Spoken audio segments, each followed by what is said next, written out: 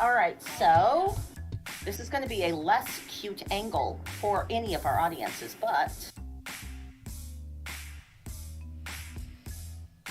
It's fine.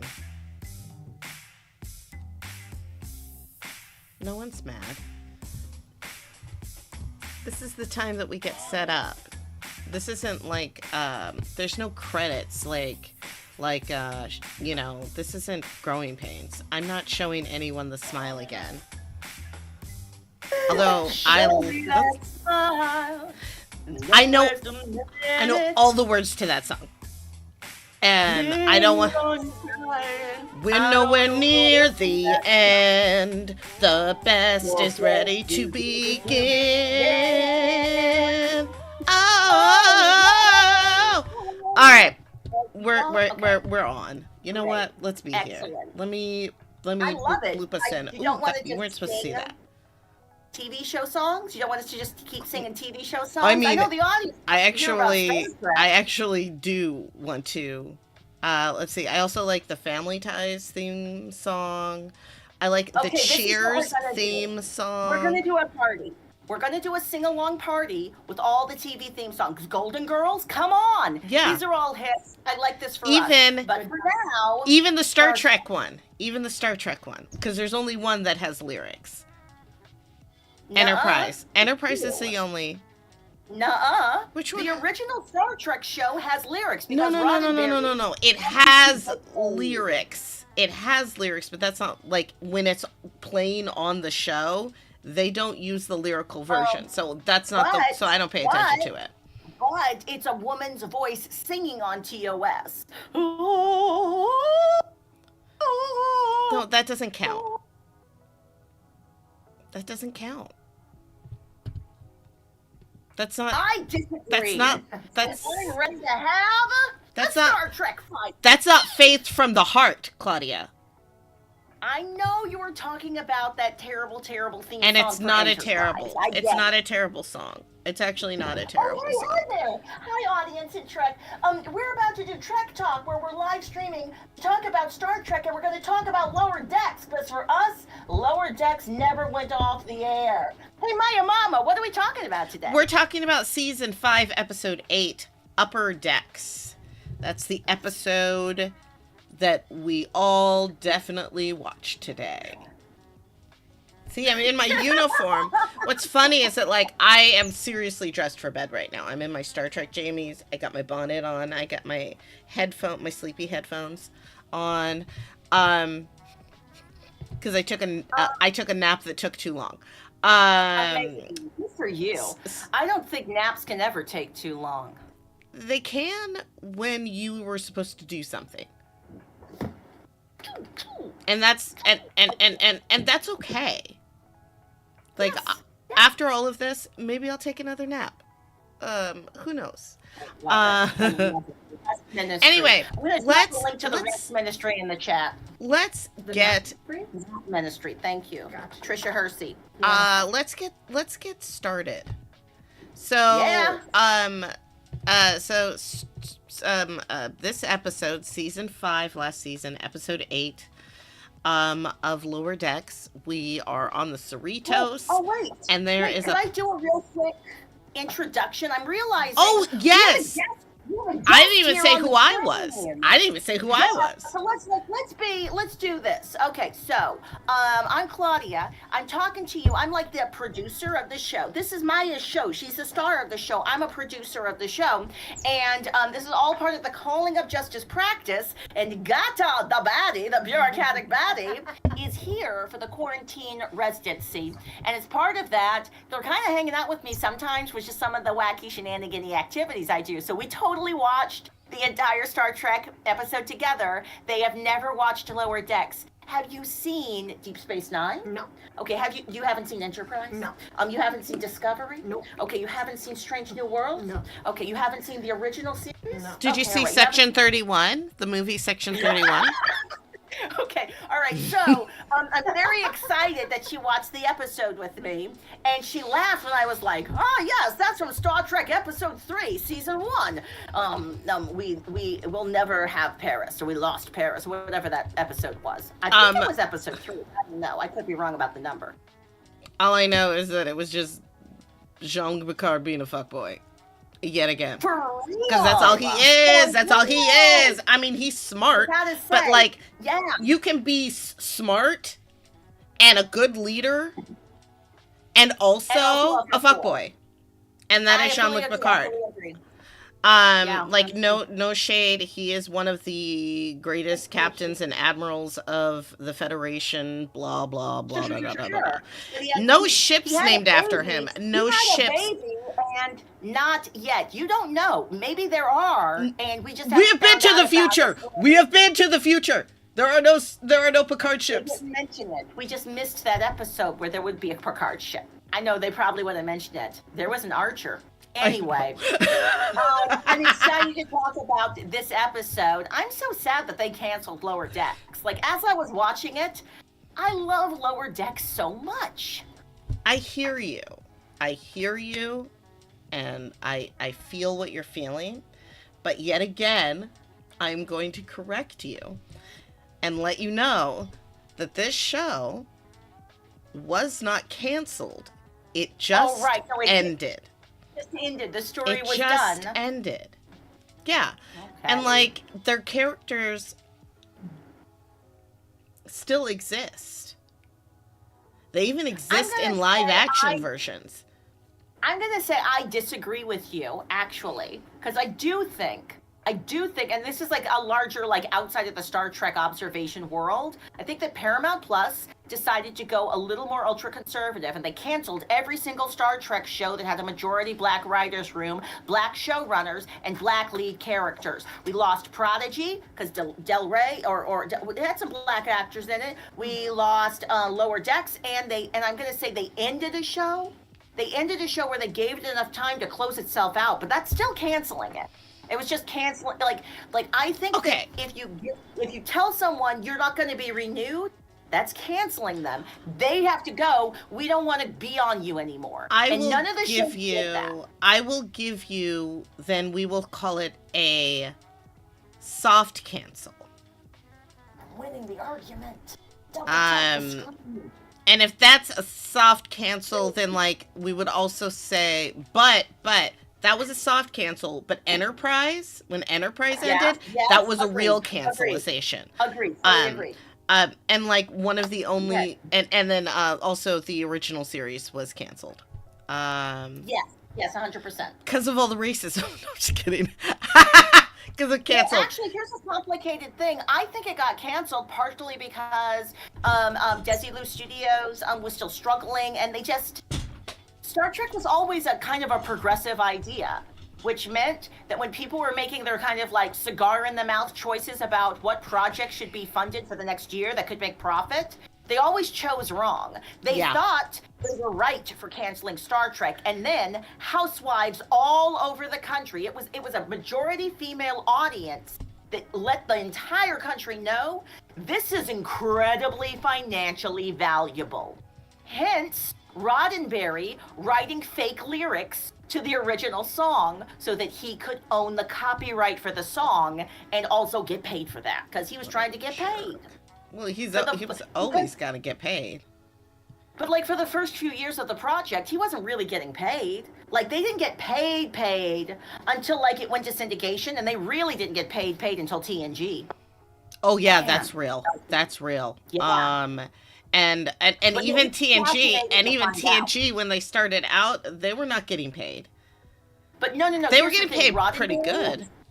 Roddenberry did, like, some really tricky stuff to get paid. Like, he tricked them into signing the contract for TNG, and they were like, oh, we'll give you this much Star Trek, and he was like, thanks. And then he left the room, and he went to his lawyer, and he was just like, okay, they promised to give me this much for Star Trek, and that means now they owe me for all of the original series.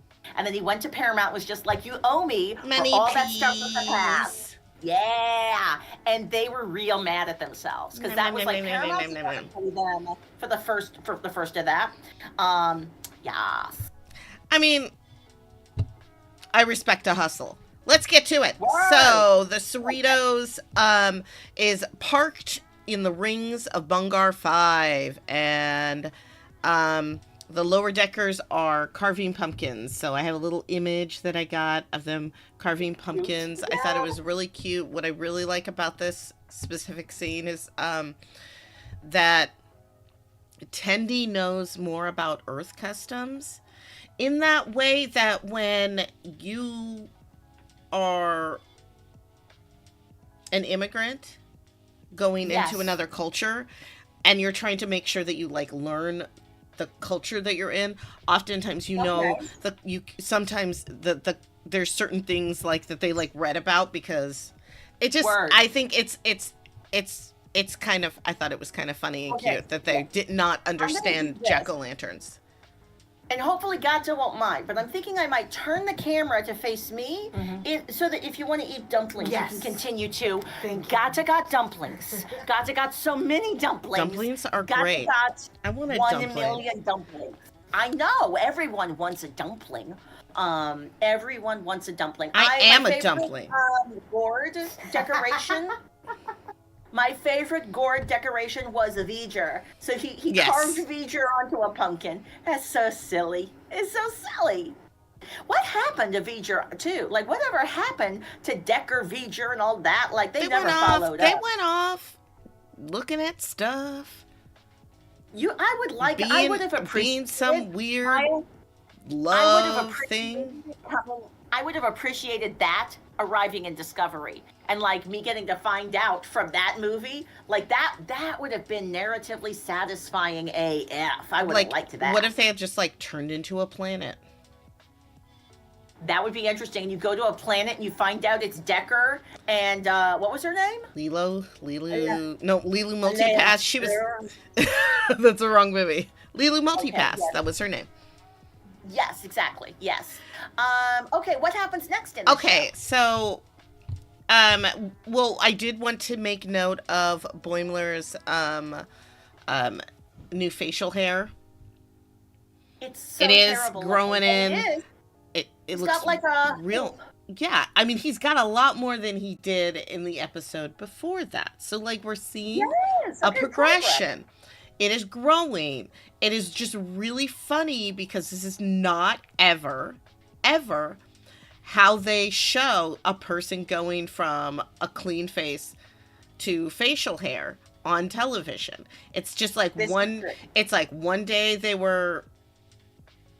it was there, and also they never show people who have what I would call struggling facial hair. No, also this is so you're talking about continuity throughout episodes. Yeah. Because this has been a running joke the entire season, right? Where it's like, every episode we're getting another one. I love it. Because it started out with the little like furry like tiny baby hairs on the upper lip, and then it just grew, and like it was real scruffy, and it's scruffy and patchy because that is sometimes the actual process of growing facial hair. I wouldn't know. What happens next? So this is where Mariner and Boimler are talking about how the upper decks don't do shit and they ain't shit. And they're like, have you ever noticed that like we're the stars of the show? Which is just like a really funny, thank you guys. I appreciate that. Thanks for saying that. That was cute. That they were like, it's like nothing they do even matters. So then we go to, he says that they're the stars of the show and the bridge crew don't really do much. That was the I wrote it down, the exact quote. And I decided that that's not what actually is going on all these ships. I've decided that multiple character groups are having wacky adventures at all times on all ships. Because like the Star Trek universe just has a lot going on. That's what the original episode Lower Decks was saying the whole time. Was it like, the bridge people are like, it's Picard and Riker and blah blah blah, but like, and now look at these folks that we never see again, even though one is a hero and we miss her and we're sorry she's gone. But like it's one of those things where it's like yeah, that's what they've always been like. It's always been like, yeah, Starfleet's really busy. It also makes sense that you could be in a relationship with somebody in Starfleet and then break up and never see them again. Yep. Even though they work together, even though they work for the same organization, yeah, universe is big. You could avoid your ex forever. Join Starfleet. Yes, even if you're on the same ship, you can avoid them for a while. It's like 1,000 people. Quite successfully. There's like 1,000 people on the Enterprise. Mm-hmm. Also, Beverly dipped. Beverly fully dipped after she had Picard's baby. Yeah, she had little baby Jack Jr. That's not a junior, and it's real weird. It's weird. So weird. It's so weird, and also like it feels a little disrespectful in a way, but also like I get that Jean-Luc actually would have named that kid Jack, but also because it was his best friend, apparently, supposedly. Well, that's why he never would have hit on her, and then they had to have that like moment where she figured it out because they were psychically linked, and then she was like, "Oh, you like me? I did not know you like me." What season is that? It's one of the last seasons, one of the late seasons. It's 5 to 7. It's 5, 6, or 7. Yeah, that's what I was gonna say. I think it's like season 6. Or it might have been. I might be season 7 actually. It might be because I really like their will they won't they kind of vibe, like that tension. But I really wanted them to seal the deal and tell me at the end of the show, yeah, they totally get together, and then they didn't, and that's okay. All right, what else happened in Lower Decks? So then we're gonna cut to. So they had there was a meeting, but we're gonna and I forgot those pictures are at the end of this. Let me see if I can get actually. This was so cool. There we go. So they're having the upper deck people are having the meeting, and they're having their bridge meeting, and you see in the background on the screen, you see that there was the Zerta pathogen. And that sort of kind of devolved Officer Barnes, who is a Trill, she's an unjoined Trill on the ship, and turned her into like a Bigfoot, a futuristic cave person who can read minds, but is also afraid of open flame. Yes. And to finally get her to settle down, they asked Dr. Ta'ana, how did you get her to calm down? She says, thought of a candle. Because she's afraid of fire. So she just thought of a candle, and it scared the crap out of this futuristic cave woman. I love it. The cave woman was psychic.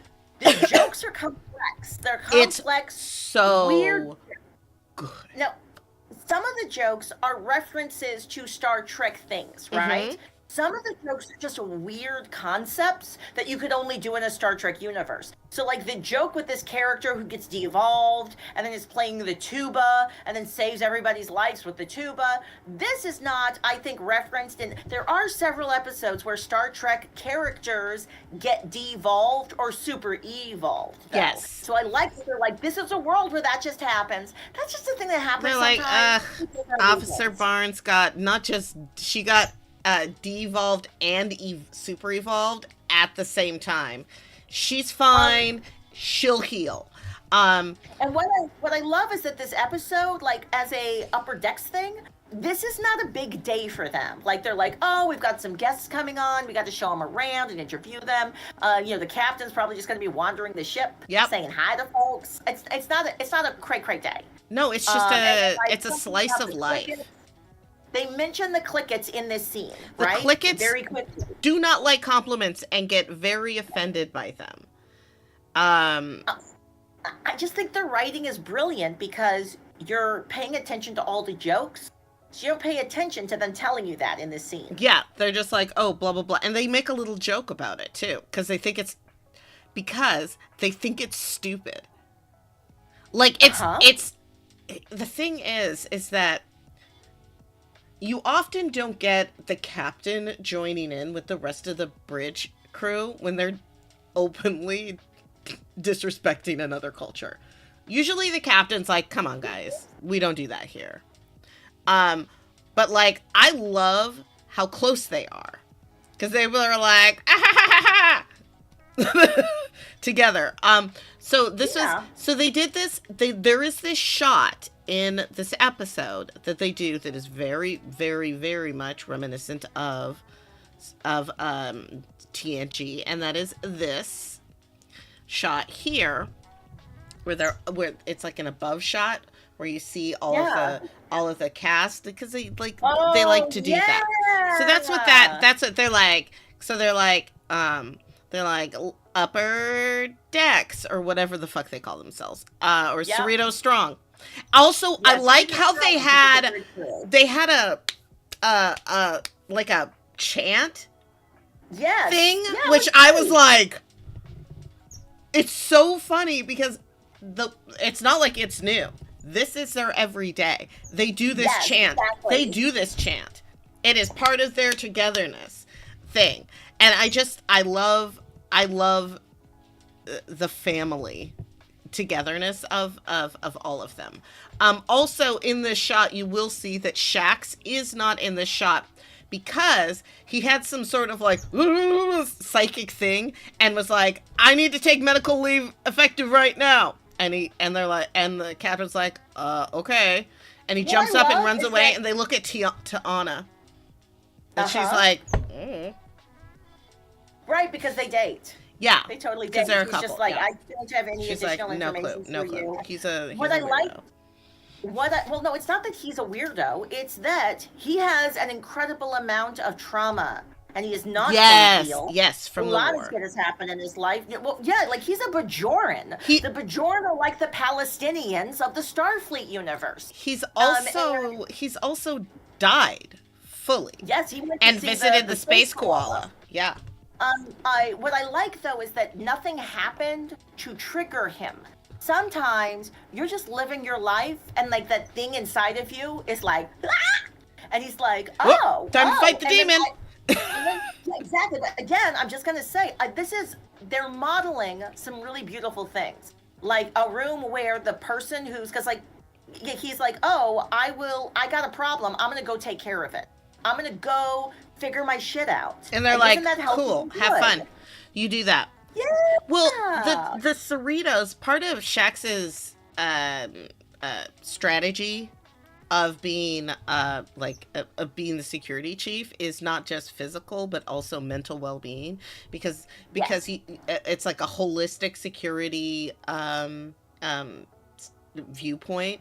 And so like this makes perfect sense that like he's just like, oop, guys, having a thing, gotta go. And they're like, cool, bye. Go take care of my mental health. And like, everyone's like, chill, go take care of your mental health. See you later. They look at his girlfriend. She's like, and they're like, cool. Anyway, let's move on. And everybody moves on. There's no judgment, which I love. They're not even. Also, yeah. Is this kind of reminding you of Superman, low-key? His internal fight with himself? A little bit. Yeah.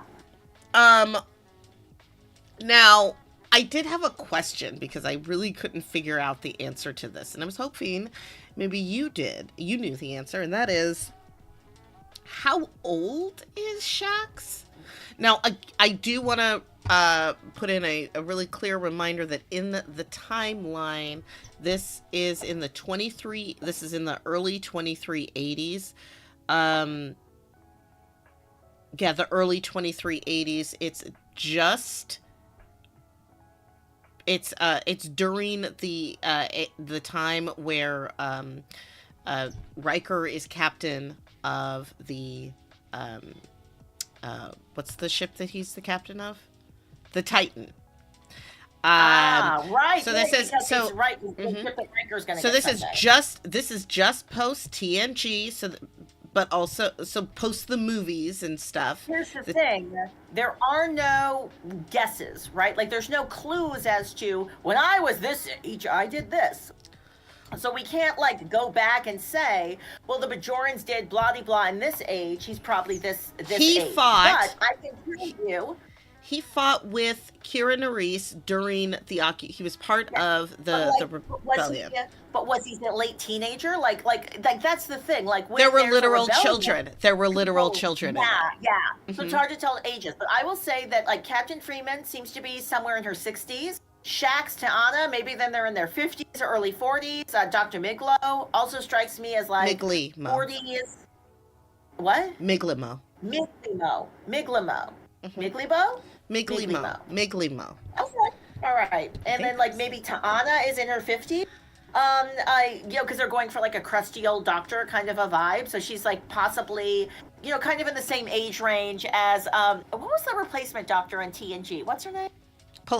Catherine Pulaski.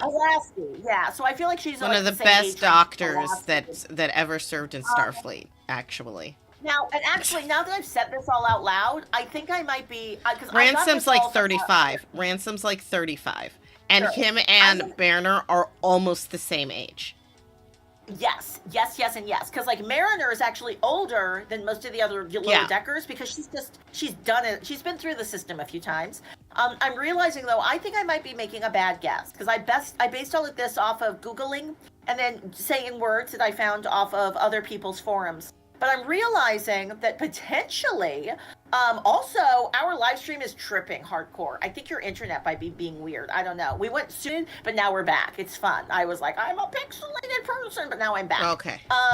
He kind of has grayish hair. Like when I'm looking at the artwork right this minute, he low-key seems like he has grayish hair, which makes me think maybe he is in his 60s. Maybe he is a really good age mate to Kira Nerys. And possibly what was going on was that he was like an older kind of a fighter when he's probably the same age as Ta'ana, and he was maybe an older person working with Kira. So like maybe Kira's in her early 20s fighting, and he's in his 30s fighting. Yes, possibly. Well, this is right here. If it will change, hopefully the thing is going. It's so weird. It's telling me that everything is excellent on Twitch, and on YouTube it's like glitchy. Okay. It's very funny. It's YouTube. Yeah, it's I'm very watching funny us on there. Twitch though, So and we glitched 3 times. yeah, that's so strange. But anyway, so we see this shot of this is Shax. This is Shax when he was in. You see, like how he didn't keep the edges, and he didn't keep his edges cut neat. Ooh. At the end of his hair because he was a rebel. Like it's like kind of tight fade and stuff. Well, it's hard to have a nice haircut when you're fighting from an occupation force. My goodness. No, you're right. You're right. But I think you are guessing correctly on the age. So we'd say that Shax is, and this is again, we'd say based off of human ages because we don't know how Caitians or Bajorans actually age. We don't know. Totally. There aren't a lot of Bajorans that we have seen that have died of old age. Oh, that's hard because they're living under occupation. I've been saying that even after the occupation, then they have to heal, and then there's still like residual because like war isn't something that just ends. Really, the Cardassian? Okay, I don't know about that one. I don't know, but that's not for me to say. I don't know about that all one. We're talking about is here's the thing. We're not talking about the bad guys, who the bad guys are. We're talking about who the occupied people are. Because that's actually that's the center. So like I don't care who the Cardassians are. The Bajorans are the people that we should be paying attention to. I'm also clocking that he's got his earring on. Does maybe the other character has the earring on the other ear. They're probably because they're married. Yeah. No, I saw that too, and I was like, oh wait, no, he probably like. So they fight a whole bunch. Yes. Because it's a spiritual battle. So he has to like go out of his own body. He becomes a spirit, and then his inner invisible self fights his other invisible self. And so there's like one of him meditating and then 2 of him fighting, and that is awesome. He's like, you can't fight he says, "You can't fight me because I am you." And then they're like, Well, what I love is Ghost like fight. his inner battle is literal. It's literally an inner battle that he is fighting. yeah. And it's nice that he sorts himself And out. Maya, the thing that he's arguing about too, that's hard. Like I feel like that's part of like what I was looking at when in I'm a Virgo. Like the question is, when is violence justified when you are fighting occupation? Because like that's really what's like his inner self is saying you will always be bad and evil because you know you Yeah, did, he's like, you did liked bad things. the ghost Yeah. said, admit it, you liked killing Cardis, which is just like, no. And that's not the character of Shax that we have grown to know. Absolutely is not someone who enjoys taking a life. Like that is not something that he would ever take joy in, because he's also very religious. That's true. He is a Bajoran, and he is a But like practicing Bajoran. I don't know what, they don't have a name for their religion other than Bajoran. And the Bajoran that is religion. so funny. The You're religion so right. of the Are you prophets kidding or me? something like that. I've never So thought that's about so that's this why I'm before. like, they're That's just ridiculous. Bajorans. All Bajorans are Bajoran. Yes. I love that it's the Bajoran. It's the Bajoran religion, and it's the you know they follow the wormhole aliens. Who literally do The exist. prophets. Who literally Amazing. actually Okay. exist. What So else happened? Because I wanna I oh do yes. wanna like. So now Now let's get to Ta'ana. So in Yeah. so Ta'ana, I didn't actually, there weren't a lot of pictures. This was the only picture. So Oh. Ta'ana is not being very empathetic of the rest of the crew. She doesn't understand the pain. So her nurse is like, maybe you should like do some research. But he was like talking about like sitting Can down and like doing some research. Can I describe the dynamic between these two? It's catty. Oh, they're super, yeah. They're super catty to each other. I was like, that's a joke. Like their dynamic is supposed to be catty because she's a cat. He's being culturally respectful to her. Ooh, I like that. I like that. No, for real. Because in Star Trek, there are aliens that are like, if you treat me insultingly, like if you go insult me and say you're garbage, then they'll like you because that means you tell them the truth and you respect them. We saw that with that episode where Wesley was trying to get into school. It's like the Clickets. It's like the Clickets Yes, in this exactly. exact episode. So, Exactly. So she does a bunch of torture stuff to herself. Because she's just like, well, but I want to name this through a disability justice lens. I actually really love this storyline because how many times have you been to the doctor and the doctor didn't believe you're 10? You said, I'm in a 10 when it comes to pain. And the doctor rolled their eyes and was just like, yeah, right. You know, I how don't people have enough exaggerate numbers. their pain. I don't have enough numbers to And, do that. I to go, like that. everybody's 10 is subjective, but 10 is the same for everybody, right? So for Tiana, she has to be shot with like 90 weapons that would murder somebody for her to actually feel what level 10 actually feels like. And so and when she that's gets how- there, she's like, "Oh, this is how you feel?" Exactly. And then she adjusts how she is a doctor. She adjusts her pain scale. I feel really good because she wasn't giving pain medication relief to No. her patients because she was like, I wouldn't think that was anything. Why would you?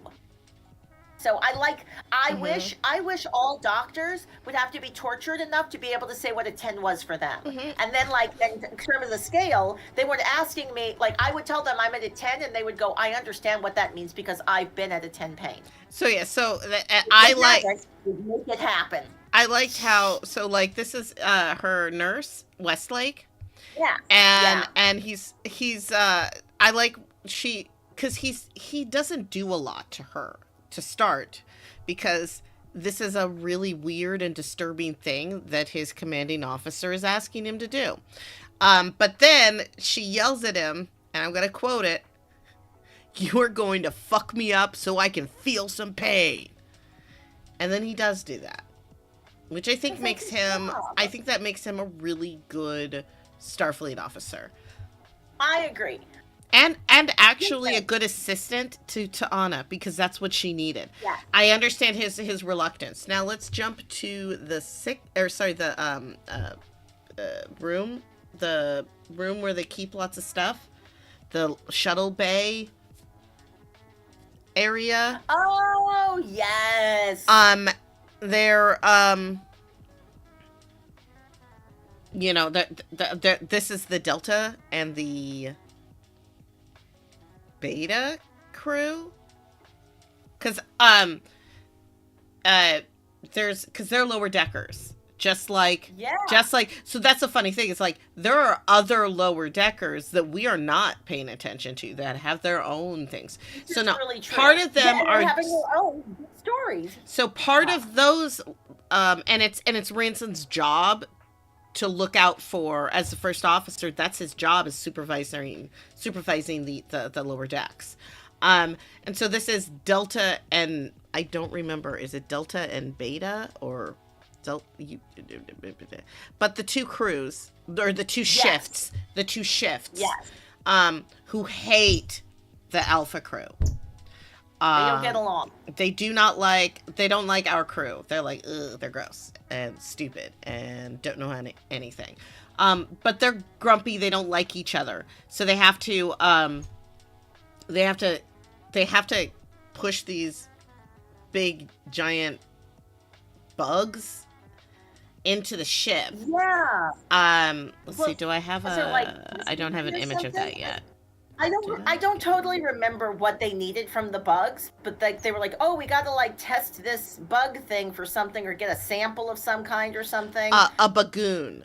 So bagoons can cloak, and they started smashing up everything, they get one on because the bagoons like to lick the rocks. So they take an asteroid, put it on the ship, and then the bagoon is trying to get it. And there's an entire group of like dudes who are like following everybody. There's like that Star Trek The Next Generation episode that has a similar conceit. Right? Oh, it's just one guy? It's just the one guy. He's studying the bagoon. He's studying the bagoon. Right. That's what we think he's going to be doing. In the background of this image, there is a bagoon. There, like, you can see kind of the tail end of it. Yeah. I gotta work with what Paramount gives me. See it. They don't give me anything. It's fine. So they are not getting along. They are not cooperating. So Jack Ransom does what Jack Ransom does, which is bore the hell out of them, so that they finally have a common enemy. And they work together. I mean, the common enemy being Jack Ransom. Because actually, when it comes down to it, and this is the thing that you discover in this last season, is that Jack Ransom is fucking awesome. Yes. And always has been. And always has been. He has always been, like, as good of a first officer as Riker. Okay. I would say as good of a first officer, as supportive, and good with the crew. Yeah. I mean, he's not as good because he's not a very successful fuckboy. But he is one, and I respect that. He is one.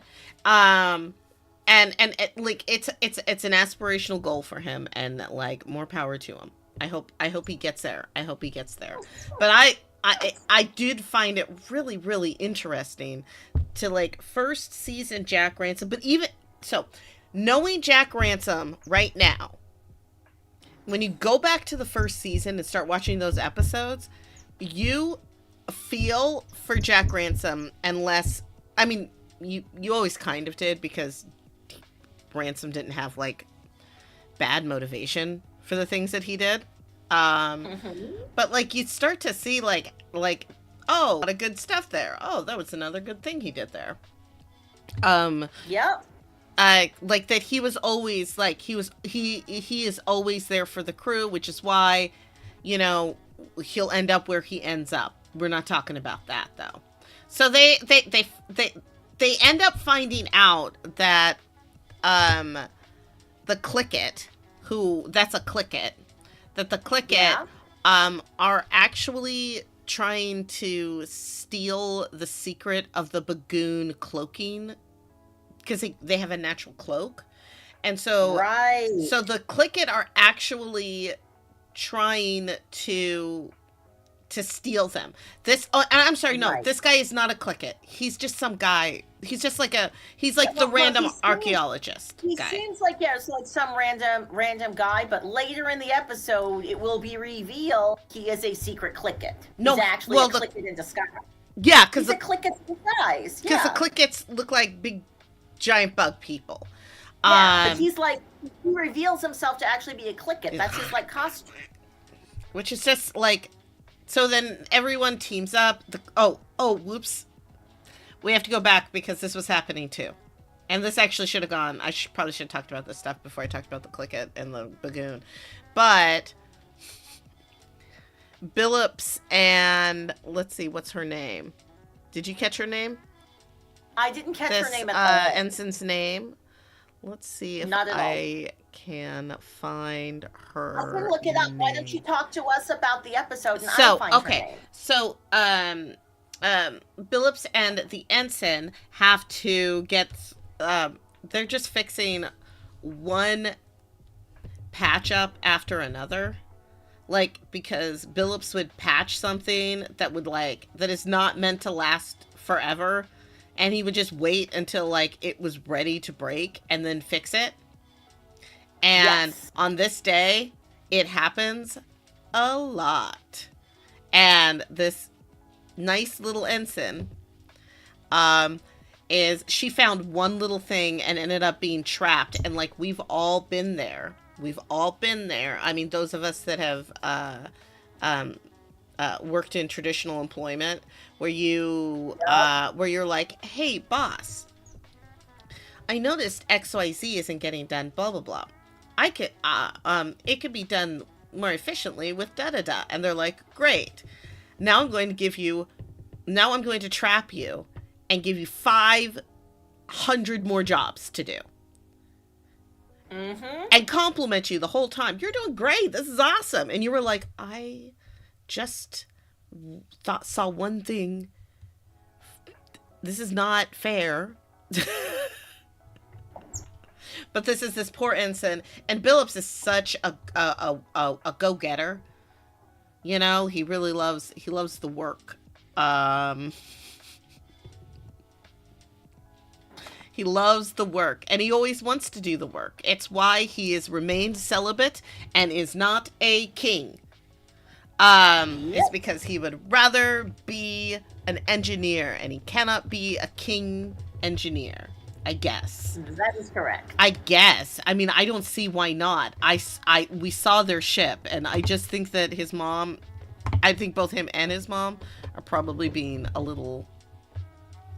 Well, maybe it's not a ship that he wants. He wants the Cerritos, because he loves his ship. So, like, because his mom would have let him work on their ship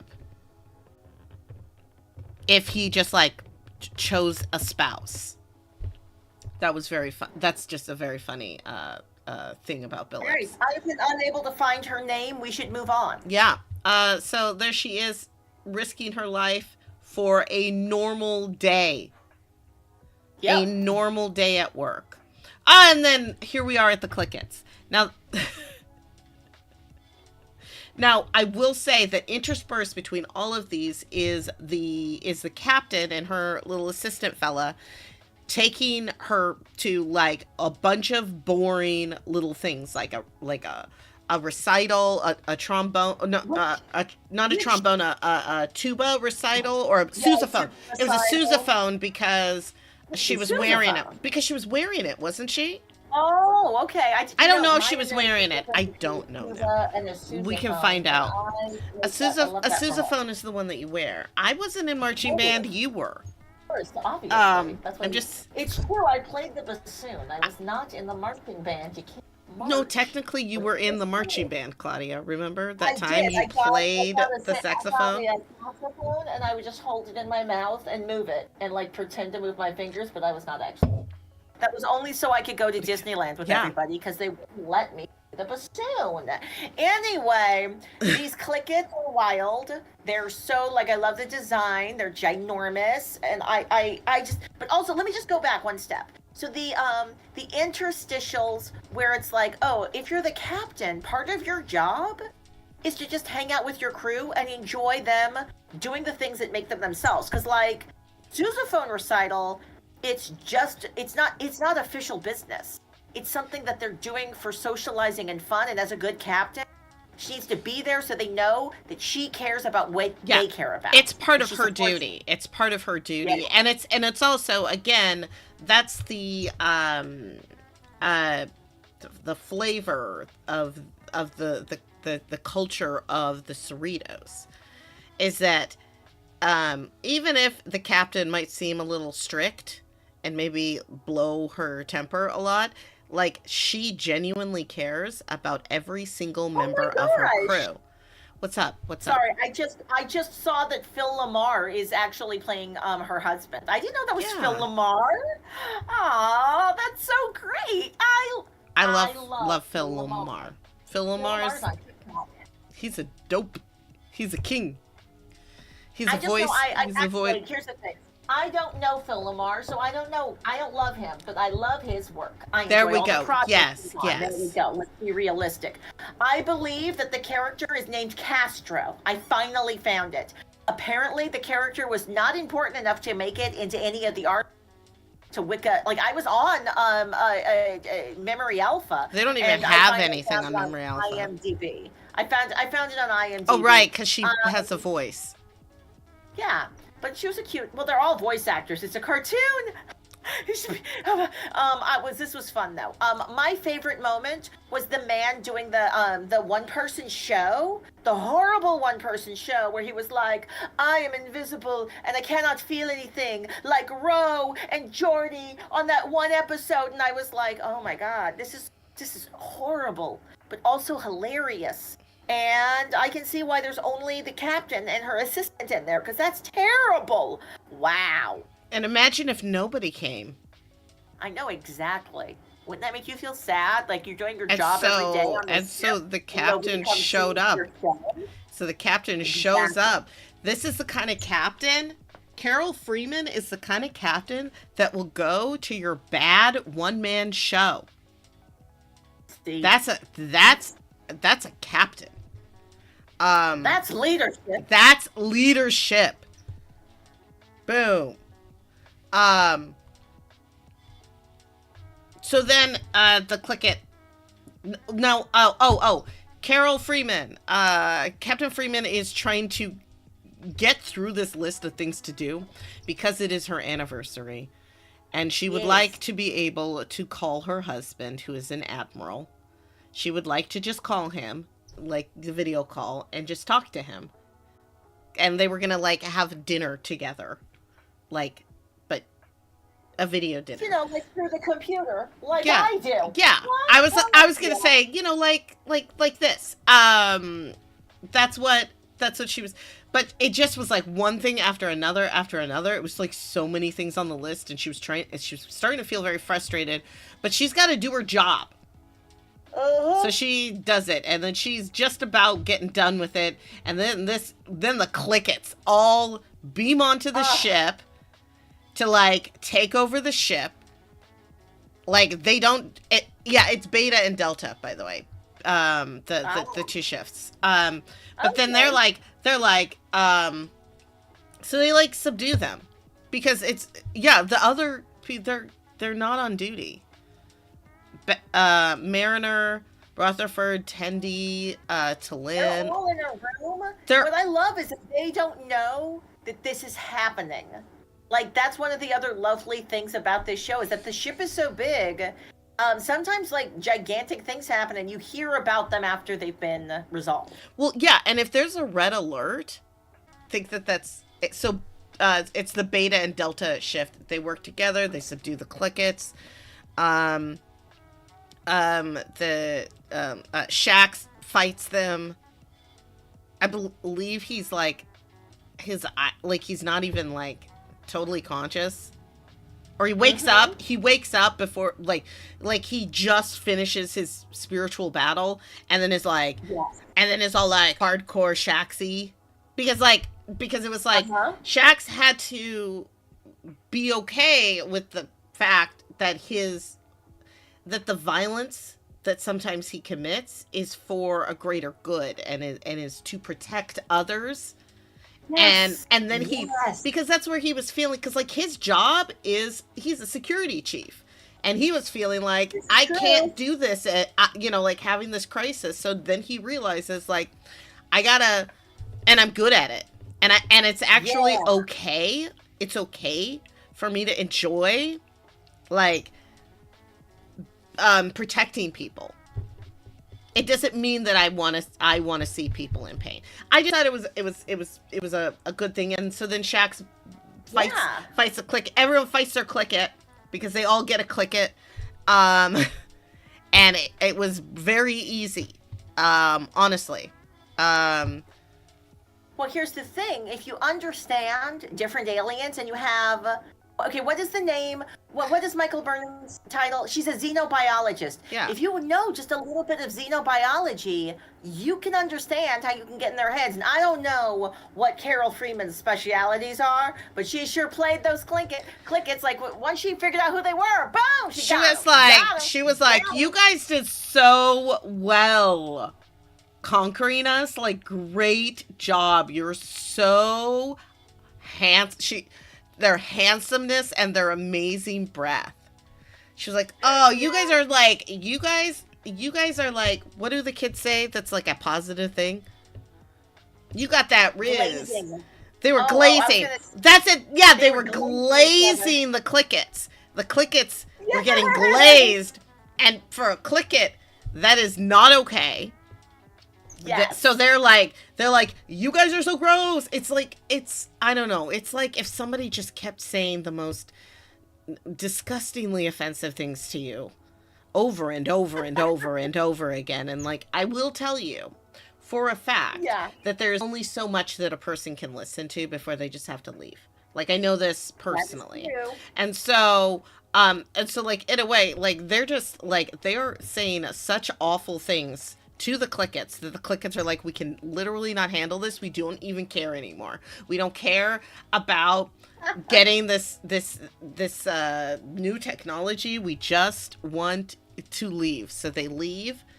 So that was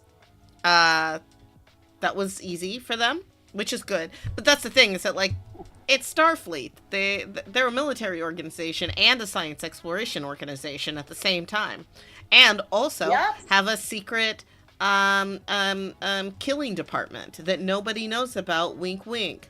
Mind your own business. Amazing. So they beat him. And the Lieutenant Barnes comes with her sousaphone. That is a sousaphone. Yes! And like saves the captain and beats the hell out of the clickets with the sousaphone. And then that's how she's able to get to the bridge so she can call the captain of the clickets and glaze him. And it was just really nice. What I appreciate about this episode is that they made a bunch of like, when they were doing their shift briefing, they made a bunch of references. If you watch the first scene, it tells you every single thing that'll happen in the show, and that makes it funnier somehow. Like, it's, I don't know, I just think the show writers for Lower Decks, they're doing beautiful work. Like, the way the episode is structured, I'm like, this is so dumb, but also it's so smart. It's so smart. Also, do you remember the film Sorry to Bother You? Yes. There's this scene where the two black men get into a fight, but they're just complimenting each other, and that also reminds me of this scene with the clickets. Just glaze for days. You know, I do love a glazed donut. That was me being a mom. I understand. Thank you for that. I live to serve. So now the clickets have saved. They've saved the day. And Captain Freeman is like, I am going to be late for my video call with my husband. It's our anniversary. I'm such a bad spouse. Arg, arg, arg. I'm having a day. And there he is! It's going to take a second for you to see it, though, Claudia. I know. I'm but sorry. It's the husband, and I cheered. And now Admiral... I know it's played by Phil Lamar. Come on. Yeah, and he's like, hey, honey. And I was like, aw. It was really, I thought it was very sweet, very cute. Very sweet. Alonzo Freeman, Admiral Alonzo Freeman. So I wonder, Beckett Mariner. So her name is Beckett. Her name is Beckett Freeman. Mariner is her middle name. Yes, it's right? Beckett Mariner Freeman. Yeah, and she doesn't want anybody to know that her mom is the captain, so she goes by the middle name. Or that her father is an admiral. Because she uses her middle name. Yeah. That would be. They'd be calling her a Nepo baby, a Starfleet Nepo baby. Even though she literally is. They did handle that when everyone found out that Beckett was in fact the captain's daughter. They got over it. But like, she is literally a Nepo baby. And this was the funny thing about it, is that she was like, I'm not a Nepo baby on my mom's ship. Like, she was really like set against the fact that like she was different and more special than other Nepo babies, because she changed her name and doesn't tell anyone who her parents are. And oh my God, that's like Nicolas Cage, right? Nicolas Cage is like, oh, I'm not a Nepo baby. I'm not a Coppola. I'm a Coppola, but he is. But it's just fun because they have because there is a really great Nepo baby on that show. In Jack Quaid. Oh right, that's true. Yeah. And he did a right. And Dennis Quaid. Yeah. Yeah. I like the fact that he is like, I am 100% a Nepo baby. Yep. He got where he. Oh, whoops! The thing needs me to do a thing. Okay, it needs me to do the thing. Okay. All right, we're back. Yeah. Okay. So he admits that like he got opportunities because of who his parents were. He still had to work. Yeah. He still had to work. That's not what being that has nothing to do with being a Nepo baby. Is whether or not you work. Being a Nepo baby is getting the opportunity. Most of us are excellent, and we never have an opportunity to exercise our excellence. And so our story is that we never made it. But it's like, it's not that we weren't great. It's just that we didn't have an opportunity, like a Nepo baby would, to audition for a bunch of stuff and to make relationships with casting directors who might want to suck up to your parents. I love this. Yes. So that was this episode, this slice of life, because and here's the thing is that every show has a slice of life. You don't have another photo of them having dinner? Okay. No, I don't have that. Wish you did, because it was Paris. That's why we only have Paris. No, it's literally the we have Paris scene. Like, let me look this up really quick. I'm going to Google. I'm on Google. I'm searching. I really need to find a better search bar. It was. We only have Paris. Star Trek. Yeah. No. Okay. Yes, we'll only have Paris. And it was, okay, so let's see, images. I'm trying to see, like, what it, yes! Okay, I'm so proud of myself, because Maya, I saw it in the cartoon, I immediately said, oh, that's the scene from TNG's We'll Only Have Paris. That's so funny! And I laughed really hard. And I have just looked it up on the interwebs, and it is exactly like they drew it. Yes. Like the Lower Decks, and the writers for Lower Decks. It's so funny and so dumb. And I'm now looking at Michelle Phillips' futuristic outfit, and it is also so dumb. I love Star Trek. Star Trek is amazing. That's why Star Trek is the best. On Star Trek The Next Generation, they'd often be like, it's futuristic because we made it iridescent. The fabric is iridescent. There's glitter. Future. It's really shiny and stretchy. I don't want Lower Decks to end. Oh wait, there's more to discuss for this episode, though. What else? What happens next after they have a nice dinner? That's it. There's more. There's another scene. I don't remember. Okay, so this is what happens. She has dinner, and then our Lower Decks characters come back. And they're just like, huh, that sure was fun. And then they hear something happened. Boimler's like, maybe they like have really big adventures when we don't see them. Oh, right. And Mariner's like, I don't think that ever happens. Don't be silly. And then they go and like something, they do hear about it, and Mariner has to like, Mariner makes a face or something because like, yeah, the bridge crew is having adventures. And then they like sit down and it's fun at the end. I like this show, and I still wish it wasn't all. I know that they completed the story. At least they completed the emotional journey for Mariner, but I want more episodes. Tendi says she thinks. Tendi thinks that the commanders and the other people are the leads of their own stories when they're not observing them, and Mariner is like, "Shut up."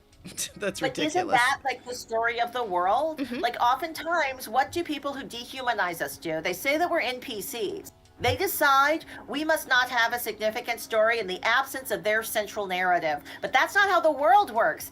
Everybody is the protagonist in their own story, and I'm trying to make this a goddamn ensemble production. Not only I think that's how we succeed. Claudia, we are all a part. We are all a part of the never-ending story.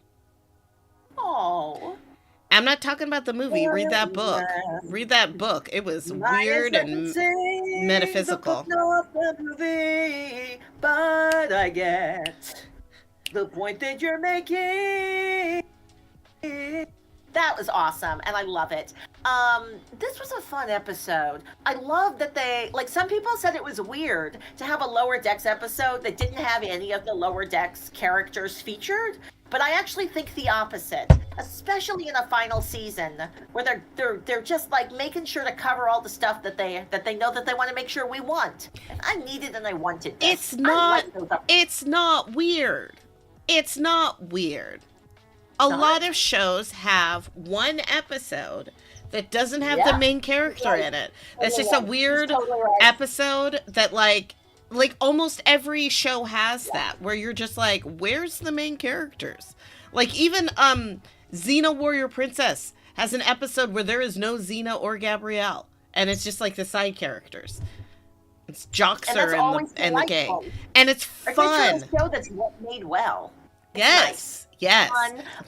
In our audience in the chat, Amy says they're also sad about Lower Decks, but they're looking forward to Starfleet Academy. And I'm not super hype. I'm not. You know what, Claudia? I let you be hype for both of us because Wait, no, you're not hype? I don't let myself be hype about any of this stuff. You know why? Because I don't get to control it. I don't get to control this. So I will be happy, though, with anything, right? Mm-hmm. Like, we have discovered that even when it's Star Trek that we don't like, we still love it. I watched Starfleet, wait, what's it called? Section 31. 31.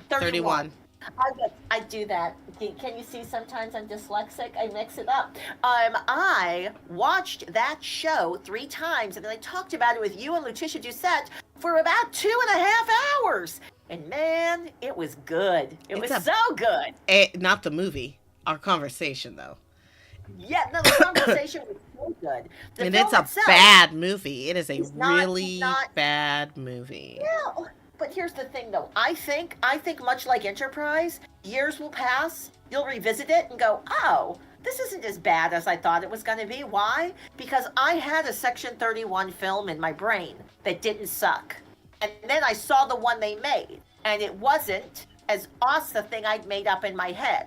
And I was like, oh, you can't even meet my low bar? I don't even write professionally for TV. So, Claudia, I will say, as an academic Star Trek-ian person, I dislike that movie because of all the factual inaccuracies of it. It's an anachronism. Okay, I agree. And that is why I love Star Trek. And I love Star Trek, but this is not very Star Trek. I have been headcanoning to fix problems. Like in Section 31, the black and white alien, I decided he got cloned. Why? I know his entire planet got exploded, Oh, but it like did? Neelix, I forgot. yeah. Oh yeah, that's how that episode ends. Like it's really sad, right? Where it's like you've got the black and white aliens and they're like fighting it out on the Oh, ship right. with And then they Predators destroy and things. themselves. Well, yeah, they get back to their planet and both sides have already fully destroyed themselves and everybody's dead. Uh-huh. And there's just two people fighting on the ship. I think that's how it ends. Are I'm gonna have to there... rewatch that episode. But, maybe. like, is this a No. spacefaring race? Well, that's the question, right? If they're Like, spacefaring, then it Yes. is possible that there were a bunch of families that just lived on different planets, and they were like, There you go. There It's you go. a bummer I just know how- I saw the character though, and I was like, did you understand the point of the episode? It was they were supposed to all be gone. What? They exist Yeah. in the future. How did that happen? that doesn't But make okay. any... Yeah, well, and it's not even that... Oh, wait! No, because it takes Wait. place before I'm gonna the put- original so- series. It takes Exactly, place, this so is it's what I'm actually saying. fine. It's So actually it's fine very that he's good. there as a bartender. He exists. His Oh. family exists. The planet didn't blow up yet. That hasn't happened Wait, yet. he didn't blow up yet? No. Oh, wait She's a she's second, in the so past. Section She got 13 sent back to is the past. Before TOS. Or it's... Yeah, because Rachel Garrett is like a tiny little she's a tiny Oh little my lieutenant God, and yeah. hasn't fought in the Klingon War. The Klingon War right. isn't even Okay, a thing you're that has right. even happened. She's Like, further it's back in the past. A horrible, horrible movie for an additional 10 minutes, and I really liked it. And that's why Star Trek is awesome. Even when Star Trek sucks, it's super fun. Mhm. Maiamama, are we coming back next week Yeah. to talk about Star Trek and watch more Star Trek and do more Star Trek and Star Trek? On Trek Talk? Let me think about it. Yes. Next episode, season 5, episode 9, Fissure Quest. We're gonna see some Fissure Quest, and this is I'm trying to calm down. I'm really excited. I'm This really is, excited about next week's episode. this is the penultimate, I think. Yeah. Yeah, and like this episode makes one of my biggest dreams come true. Mine as Very well. excited Mine about as well. This episode. It's Woo! actually it's canonically an extremely important episode. Yeah. Take that, Rick Berman, take that. For Yeah. those of you in the audience that know Star Trek, you will understand my reference when I say that this episode, Rick Berman would hate it. He would hate it. Rick Berman is alive though, right? Woo! So he does I hate don't it. know, I'm just actually. gonna Is say he he alive? does hate it. Is I don't know. I mean, I bet he hates this as much as everyone hates him. That's right. No one likes you, Rick Berman. Oh, I feel bad because he alive.